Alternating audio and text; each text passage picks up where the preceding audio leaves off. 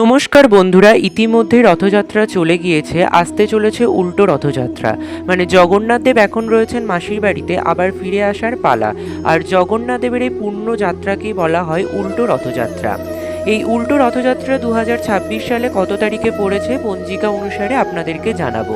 এছাড়াও এই রথযাত্রার দিনে অমৃত যোগ, মাহেন্দ্র যোগ এবং পুজোর শুভ সময় কি থাকছে, বাড়িতে আপনারা কোন সময় দিন পুজো করবেন, জগন্নাথ দেব, বলরাম দেব এবং সুভদ্রা দেবীর সেই সময়সূচি জানাবো। তার সাথেই জেনে নেব এই দিন কি কি উপকরণ দিয়ে কিভাবে পুজো করবেন, পুজোর নিয়ম, পুজোর মন্ত্র, আর উল্টো রথযাত্রার দিন কোন কোন কাজগুলি করবেন, কোন কোন কাজগুলি করবেন না, যাতে আপনাদের গৃহের অমঙ্গল হবে। তো চলুন বন্ধুরা, আর দেরি না করে ভিডিওটি শুরু করা যাক।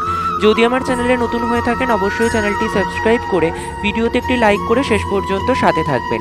আশা করি ভিডিওটি আপনাদের জন্য খুবই হেল্পফুল হবে। ভিডিওটি মূল পর্বে যাওয়ার আগে শ্রী জগন্নাথ মহাপ্রভুর অশেষ কৃপা পেতে কমেন্ট বক্সে লিখুন জয় জগন্নাথ।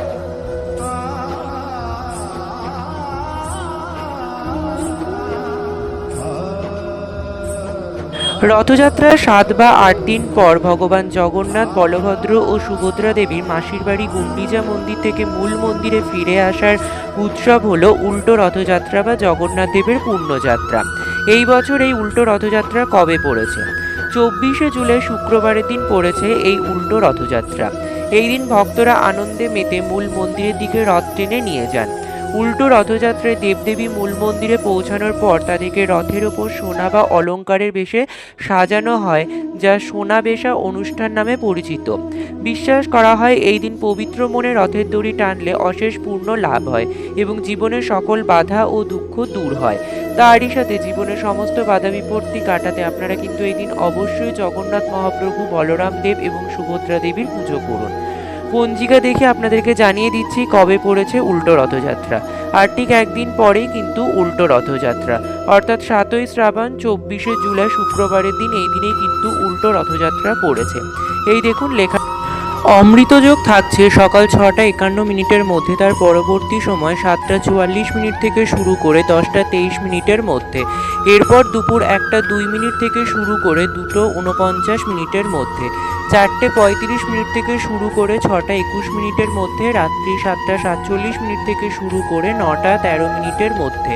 2টো 56 থেকে শুরু করে মধ্যরাত্রি 3টে 39 মধ্যে। এগুলি হলো অমৃতযোগের সময়সূচি। এর মধ্যে সকাল 7টা 44 থেকে শুরু করে 10টা 23 মধ্যে এই সময়টি অত্যন্ত শুভ সময়।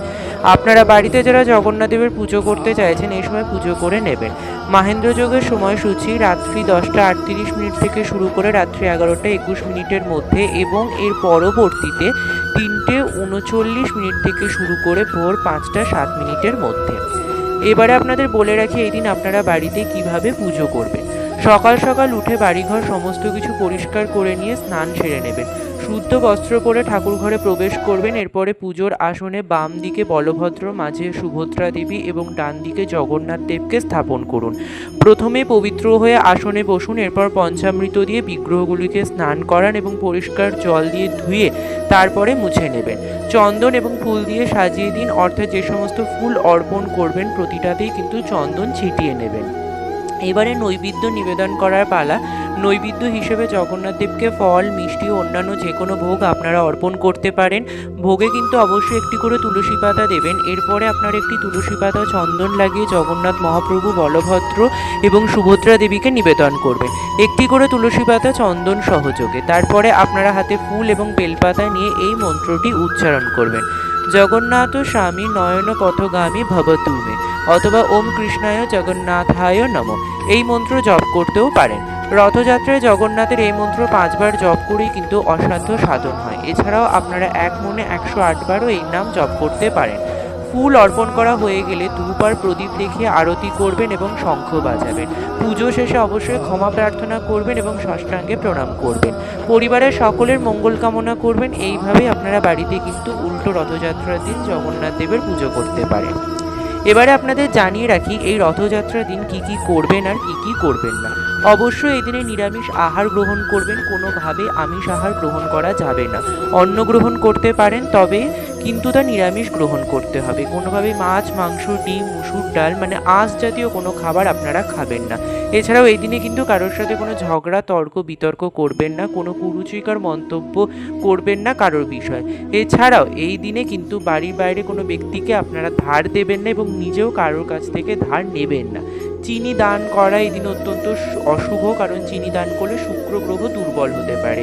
এই সমস্ত কয়েকটি নিয়ম মেনে চলবেন। আর এই উল্টো রথযাত্রার দিনে কোনো রকম নেশা জাতীয় দ্রব্য সেবন করা নিষিদ্ধ রয়েছে। তাহলে বন্ধুরা, আজকের ভিডিওটি এ পর্যন্তই থাকলো। খুব তাড়াতাড়ি নতুন কোনো ভিডিও নিয়ে আসছি। সেই সমস্ত ভিডিও দেখার জন্য অবশ্যই চ্যানেলটি সাবস্ক্রাইব করে সাথে থাকবেন। আর এই ভিডিওটি যদি হেল্পফুল হয়ে থাকে বন্ধুদের মধ্যে অনেক অনেক বেশি শেয়ার করবেন। ধন্যবাদ।